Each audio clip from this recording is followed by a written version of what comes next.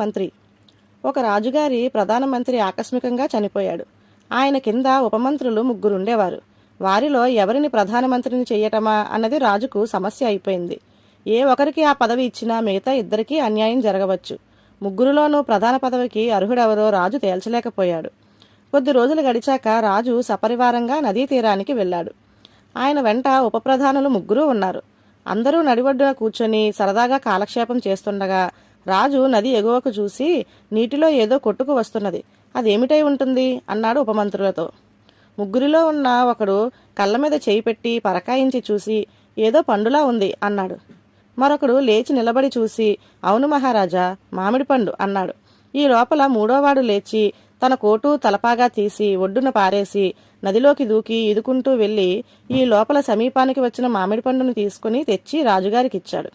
కార్యకూరుడైన ఉపమంత్రినే రాజు ప్రధానిగా నియమించాడు.